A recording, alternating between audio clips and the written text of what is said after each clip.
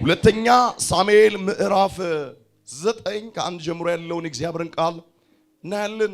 ዳዊትም ስለ ዮናታን ቸርነትን አድርግ ዘንድ ከሳኦል ቤት አንድ ሰው ቀርቷልና አለ። ከሳኦልም ቤት ሲባ የሚባል አንድ ባሪያ ነበረ። ወደ ዳዊትም ጠሩት።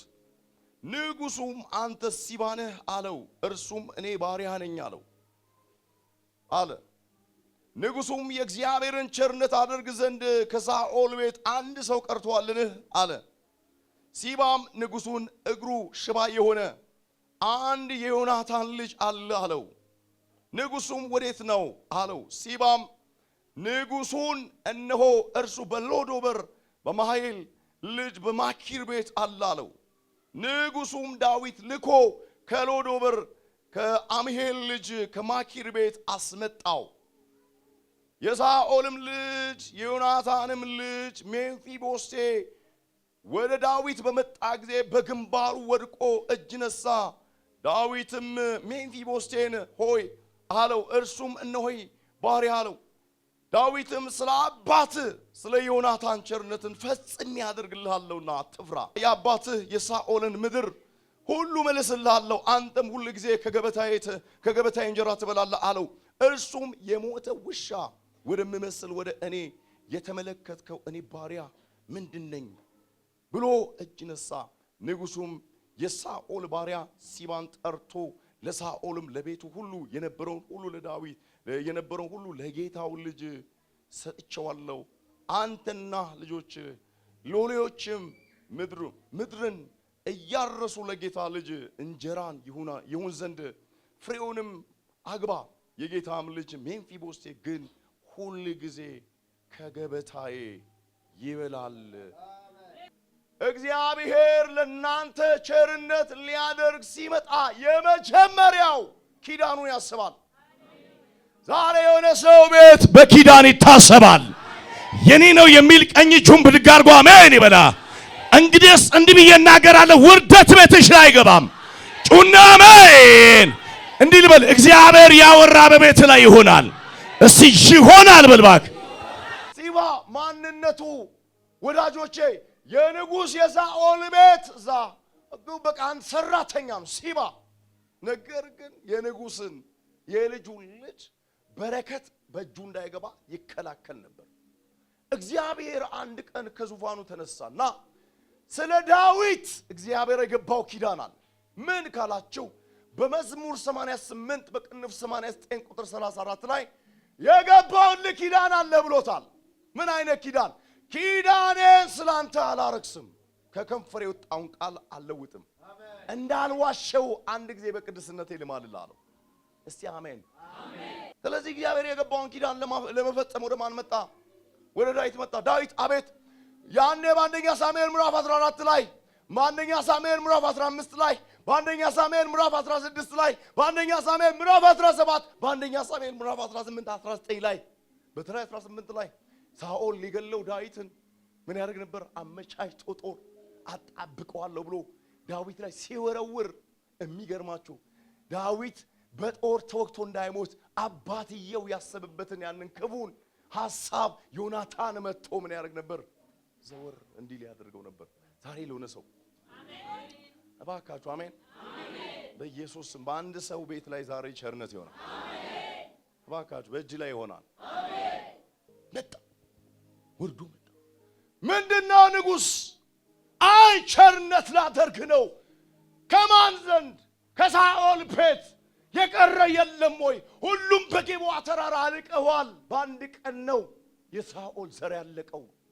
የለም ወይ? አራለ እናትዬ ወይ ደግሞ ሞግዚቷ አዝላው ለጦርነት ስትሮጥ ወድቆ እጁና እግሩ ምንም የማይሰራ ማንነቱ ያለው ሆነ። ነገር ግን በሰው ትከሻ የተቀመጠ ይሄው ሲባ የሚናገር ያ ሰው ያው ይምጣል። ዛሬ ባካችሁ ምናልባት እጅና እግር እንዳታስብ የሚገርም ዕውቀትና የሚገርም ጥበብ የሚገርም የእግዚአብሔር ሞገስና ኃይል አንተ ላይ ተቀምጦ ነገር ግን እጅና እግርን ያሰረ እግዚአብሔር እሱን ሊፈታ ዛሬ እሱን ሊቀይር ሊነካ አንተና ለቤት መንፈስ ቅዱስ ቸርነት ያደርጋል። አሜን። ሁለተኛ ምንድነው ካላችሁ እግዚአብሔር ቸርነት ያደርጋል። አይተ የማታውቀው በረከት ይከተላል። ነገ በሰማርያ ብሎ የተናገረው ኤልሳ በእስራኤል ሆኖ የማይታወቅ ነገር የተፈጠረው እዛው ዘመን የእስራኤል ንጉስ ልብሱን ቀዷል። ነገር ሁሉ ተናውጧል። እናት ልጇን ቀቅላ በልታለች። የአህያ ራስ በ5 ብር ተሽጧል። የርግብ ኩስ የአህያ ራስ 50 ብር፣ የርግብ ኩስ 5 ብር። የማይሆን በእስራኤል ምድር ሆኖ የማይታወቅ ነገር ነው የሆነው። ነገር ግን እግዚአብሔር ምርኮን ሊመልስ ቅጥር ውስጥ የማይገቡ ባይብል ስቴዲ የማይመጡ ሰው ስፍራ ያልሰጣቸው ለምጻም ተብለው ከቅጥር ውጪ የሆነ ቦታ ላይ የተቀመጡትን ሰዎች እግዚአብሔር የበረከት መንገድ ለከተማ ፈውስ፣ ለከተማ ጉብኝት፣ ለከተማ ርስት፣ ለከተማ የባሪያውን ደግሞ የትንቢት ቃል አስፈጻሚ ሆኑ። በሰማርያ ብሎ ሲናገር እንደው የሰማይ ደጆች እንኳን ቢከፈቱ ቢቀደዱ አለው ይሆን ይችላል፣ ይሆናል። ዛሬ ባካችሁ አሜን በሉ። ግድ የለም ወዳጆቼ፣ ምድር ለምን ፍርክስክሱ አይወጣም? እንዲህ ከሰማይ ጋር ለምን ሄዳ አትጣበቅ? እግዚአብሔር ግን ዛሬ የተናገረህን ዛሬ በቤት ይፈጽማል። ሃሌሉያ! ይፈጽማል የሚል አንድ ሰው ጮሆ አሜን። ቤት ላይ ይሆናል። እኔ እንዲህ ያለኝ ነው እግዚአብሔር መንፈስ። አንዳንዶች ቤት ላይ ሆኖ የማይታወቅ ጉብኝት ይሆናል። ድንገት ቤታችሁ የምስራች ይባላል። አይታችሁ የማታውቁት በረከት በራችሁን ከፍቶ ይገባል። የጸለየው አብርሃም፣ ያነባው አብርሃም፣ የተናገረው አብርሃም፣ በእግዚአብሔር ፊት ኪዳን የገባው አብርሃም፣ ነገር ግን ለማን? ለይስሐቅ ልጅ ሎሌውን ኤሌዘርን ጭኑ ላይ አስቀምጦ አምሎ ነው የላከው። ሚስት የምትሆን በጠራራ ፀሐይ እንስራ ተሸክማ ሄዳ ምን ትበል? ለአስሩም ግመሎቼ ውሃ የምታጠጣ ከሆነ እሷ የጌታዬ የአብርሃም ልጅ የይስሐቅ ሚስት ነች። ልጇ ተንቀሽቅሻ በእስራኤል ምድር ጠዋትና ማታ ነው ውሃ የሚቀዳው። በጠራራ ፀሐይ ስራ ተሸክማ በሴት አቅሟ እየተንደረደረች ስትሄድ 10 ግመል ብርና ወርቅ የተቀጣጠለ የተጫነ ግመል ዛሬ እስቲ አሜን በል። በጌታ በኢየሱስም ዛሬ አንድ መርገም ሰብራለሁ። 10 በረከት ተቀጣጥሎ ይመጣላል። እግዚአብሔር ብድግ ያደርጋል። ዋጋ አስከፋዩ ዘንዶ ይታረድ። ቅጥልጥልጥል ያለ በረከት የሚጸልየው አብርሃም ነው። የዛ እግዚአብሔር ደግሞ እዚህ ጋር ችኛዋን አንቀሽቅሾ በጠራራ ፀሐይ እንስራ ተሸክማ ሄደች። ምን ችግር አለች? በሴት አቅሟ አንድ ግመል አንድ በርሜል ነው የሚጠጣው። ለ10 ግመል ምን አደረገች? ውሃ ቀርታ። ይሄ እግዚአብሔር ካረዳ በስተቀር እንዴት ይሆናል? ይሄ ብቻ አይደለም አለችው። ለዚህ ሁሉ ግመሎች የሚሆን ምግብ እኛ ግቢ አለ አለች። ማደሪያም አለ። እኔ ዛሬ መቼም መድኃኒዓለም መንገዱ ዝውውር ያለ ነው እነግራለሁ። ዛሬ ይሄ ቃል ነው። በጌታ በኢየሱስም ያንተን ዘመን የበላ አውሬ ይወጋል። ወደ በረከትህ መንፈስ ቅዱስ ገፍትሮ ያስገባል። አልዘገይም የሚል አሜን ይበላ። ድንገት አጠጣች ና ሲገባ የሚገርማችሁ ገና ባቱኤል በር ላይ የመጀመሪያው ግመል አንገቱን ሲያስገባ እግዚአብሔር ኤሌዘር ጋር መጣ። ሃሌሉያ! ባሪያ አብርሃም የላከ ትክክለኛ ቦታ።